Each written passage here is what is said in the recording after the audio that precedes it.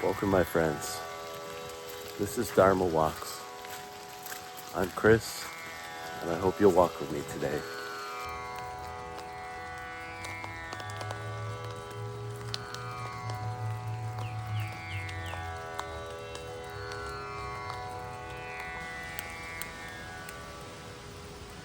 Hello, everyone.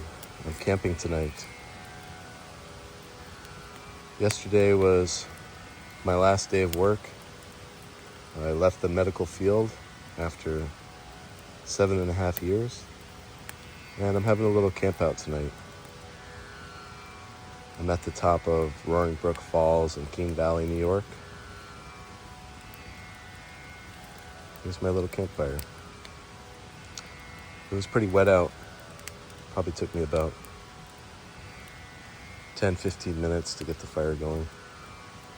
But now she's burning. And I'm at this open little area between some trees. And I pitched my hammock tonight. I'll be sleeping in there. Pitched my tarp. I think I'll be real cozy. It'll be a good night.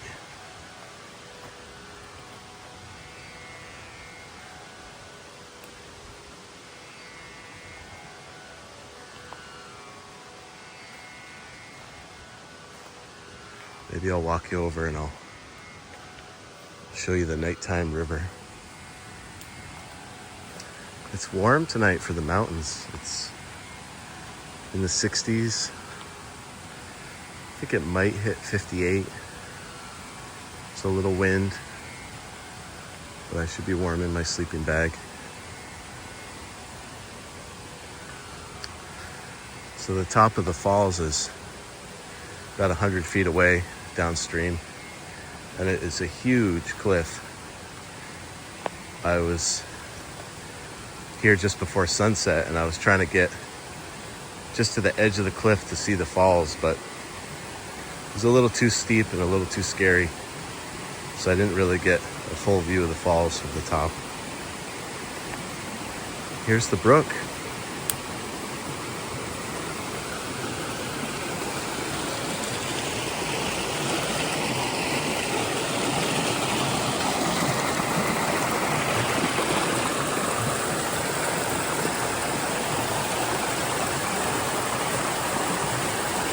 Roaring brook, and she is roaring.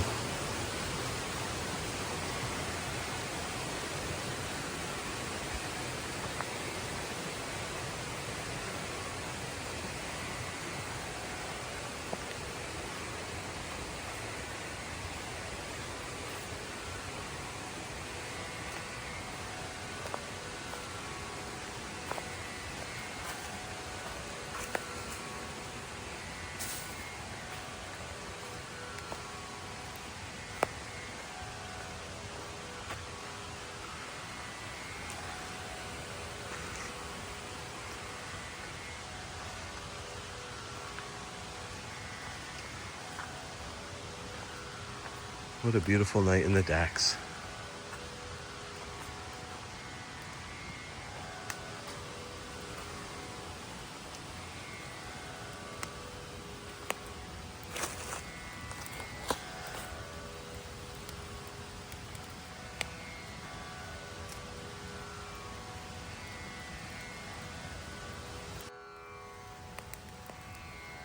Krishna Kali, Krishna Kali, Rama Kali Kali, Krishna Krishna, Krishna Radha, Krishna Radha, Kali Kali, Krishna Kali, Krishna Kali, Krishna Kali, Rama Kali Kali, Krishna Krishna, Krishna Radha, Krishna Radha, Kali Kali, Krishna Kali, Krishna Kali, Krishna Kali, Rama Kali Kali, Krishna Krishna, Krishna Radha, Krishna Radha, Kali Kali, Krishna Kali,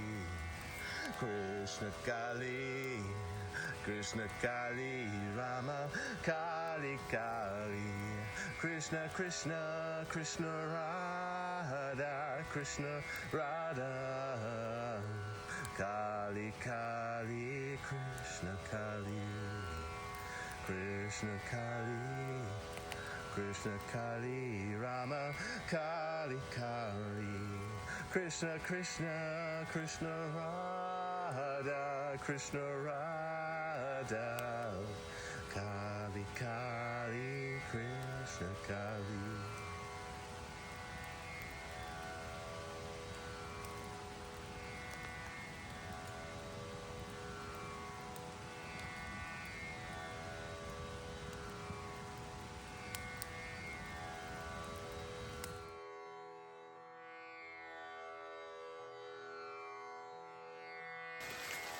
So it's about 7:15 in the morning, and I'm hiking out from my campsite.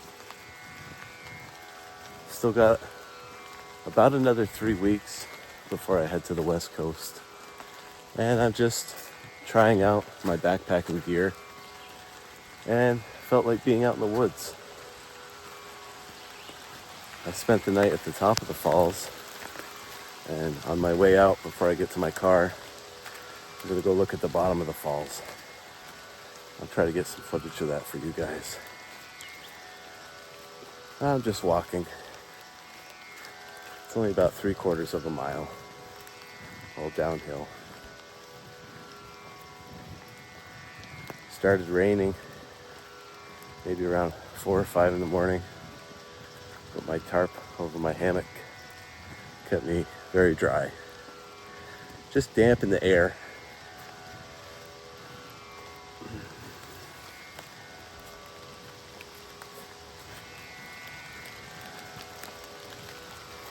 I was reflecting last night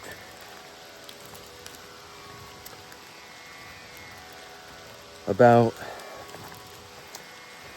what I was talking about in my intro video, embodiment. It's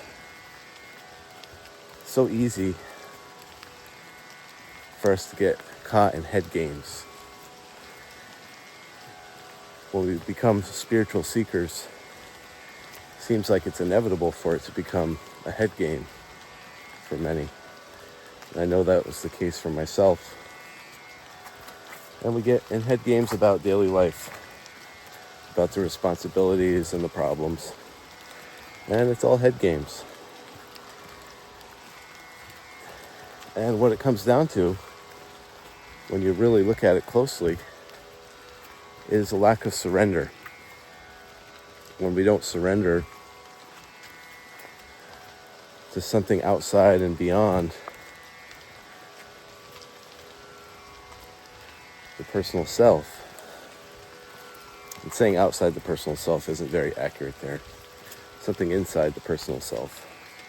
Something more expansive and larger than the personal self, than the individual that we appear to be. We get caught in head games. But with unconditional surrender comes relaxation and the cessation of those head games. And we can enjoy, but not be attached to the enjoyment.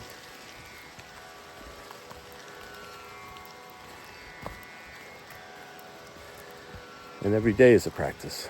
This morning, every morning we wake up, we're just practicing at letting go a little bit. And we can't take ourselves too seriously. Because when we feel like, I'm not letting go, well, we're holding on to not letting go. And we'll be caught in the head games, won't we? Oh, this is beautiful. There's a little lookout over here. So that's my little message for this morning. Surrender. Just try to surrender a little bit every day. Let's look at this beautiful tree. A mighty old hemlock, I think. And not the best of trees. And we got a little cliff here. Isn't that beautiful?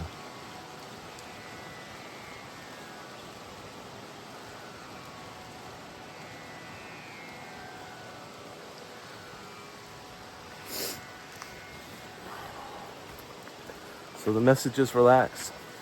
Take it easy. You know, we all have activities going on in life where it feels like we can't relax or we can't take it easy, and that's exactly the problem. But finding the stillness and the solitude inside, amidst all the activity, amidst all the work,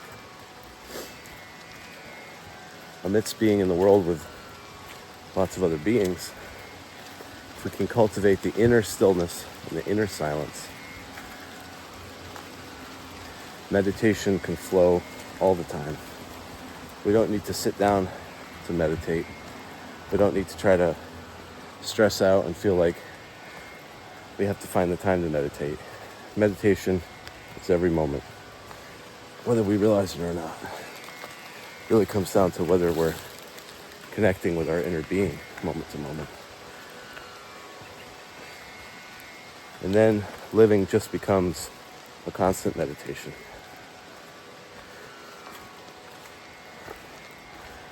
And the doer that we identify with, the body and the mind, starts to dissolve a little bit. And the real doer and the real knower shines forth. And that's God.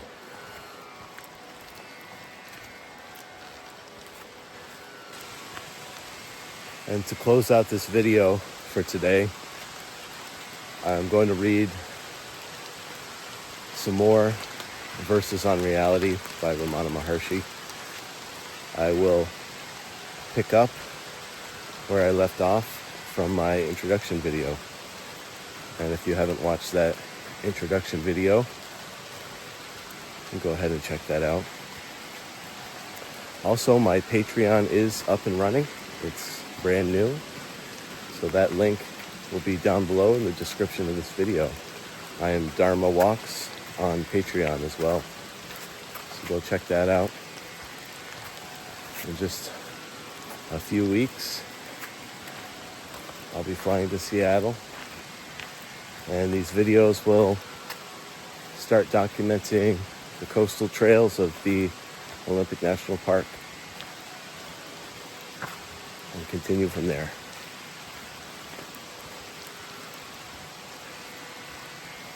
But for right now, here's Ramana Maharshi. Be well, everyone.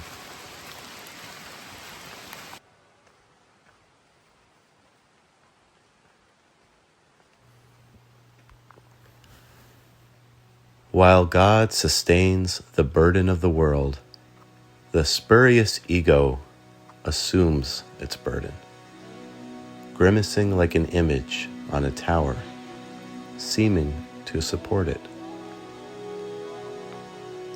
If the traveler in a carriage, which can carry any weight, does not lay his luggage down, but carries it painfully on his head, whose is the fault?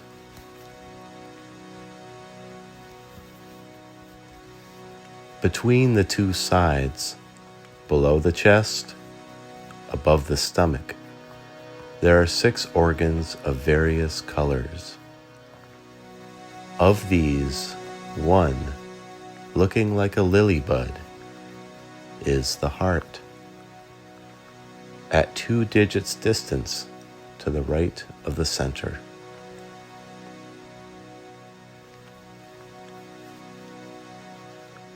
Its mouth is closed.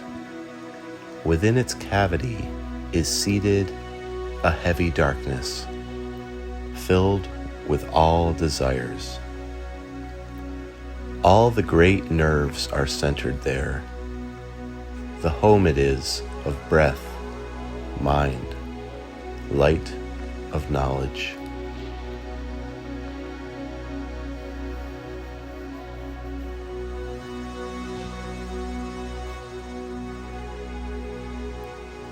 The Lord, whose home is the interior of the heart lotus, is extolled as Lord of the cave.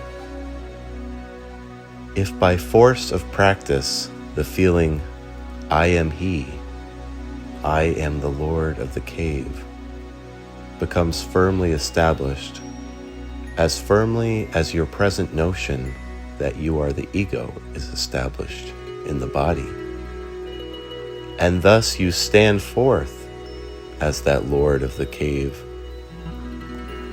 the illusion that you are the perishable body will vanish like darkness before the rising sun.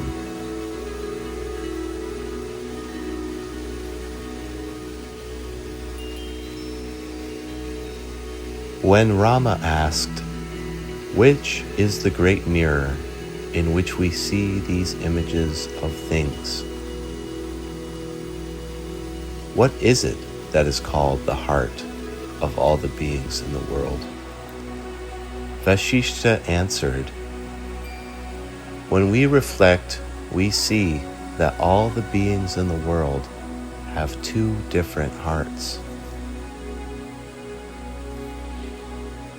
One of these is worth acceptance, the other worth rejection. Listen how they differ. The organ called the heart, placed somewhere in the chest of the physical body, is worth rejection.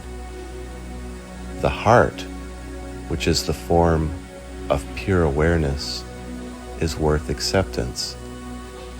It is both within and without. It has no inside or outside."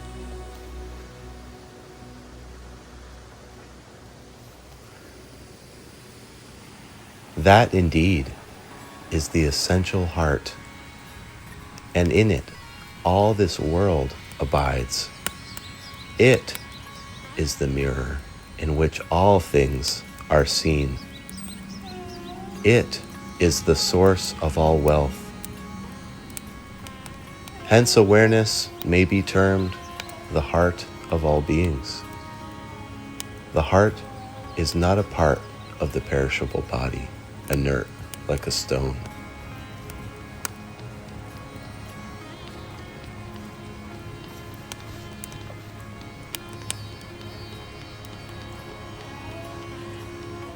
Therefore, by the practice of merging the ego in the pure heart, which is all awareness, the tendencies of the mind as well as the breath will be subdued.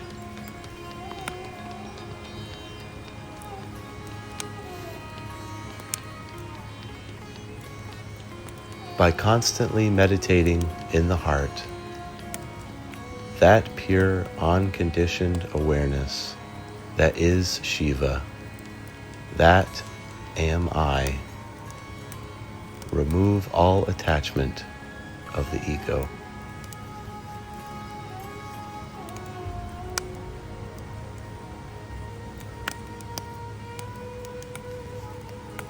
Having investigated the various states of being and seizing firmly by the mind that state of supreme reality, play your part, O hero, ever in the world. You have known the truth, which is at the heart of all kinds of appearances, without ever turning away from that reality. Play in the world, O hero, as if in love with it.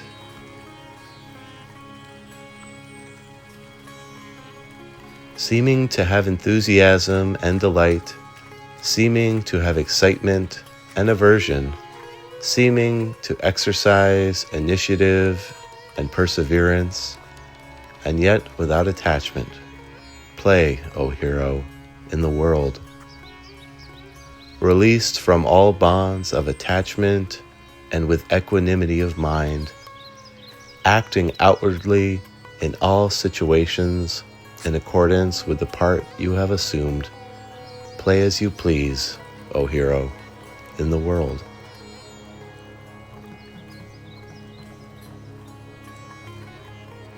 He who by knowledge of the Atman is established in the truth, he who has vanquished the five senses, call him the fire of knowledge, the wielder of the thunderbolt of knowledge, the conqueror of time, and the hero who has slain death.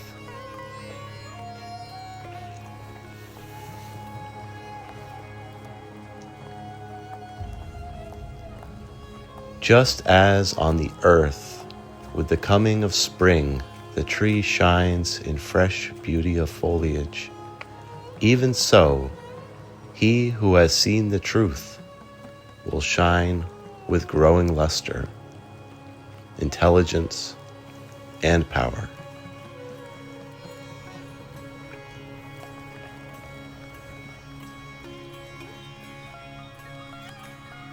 Like one to whom a tale is told, while his thoughts are wandering far away, the mind, which is free from attachment, is inactive while it acts.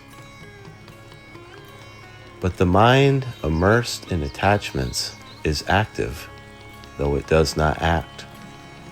Like the sleeper lying motionless here, who in his dream climbs a hill and tumbles down.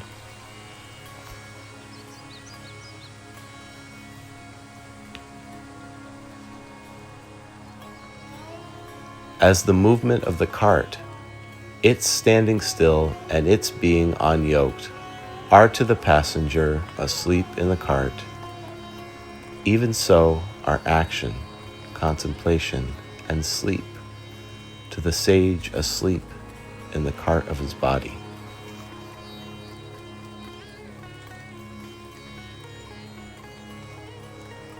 For one who seeks waking, dreaming, or sleep, there is a state beyond these three, a wakeful sleep, a fourth state called the Turiya. But because this Turiya state alone is real and the three apparent states are illusory, the fourth state is indeed the transcendental state.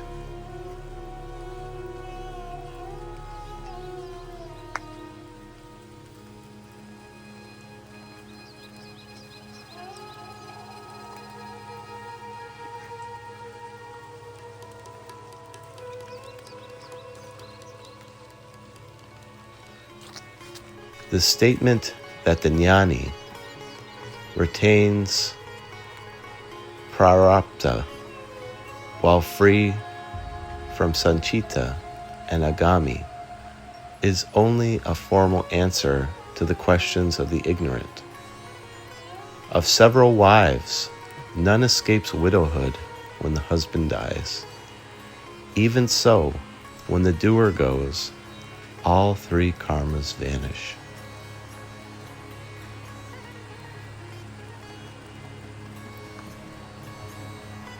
For unlearned folk, there is only one family, consisting of wife, children, and dependents. But in the mind of those with much learning, there are many families of books, theories, and opinions as obstacles to yoga. What is the use of letters to those lettered folk who do not seek to wipe out the letters of fate by inquiring, whence are we born? What else are they but gramophones, O Lord of Arunachala? They learn and repeat words without realizing their meaning.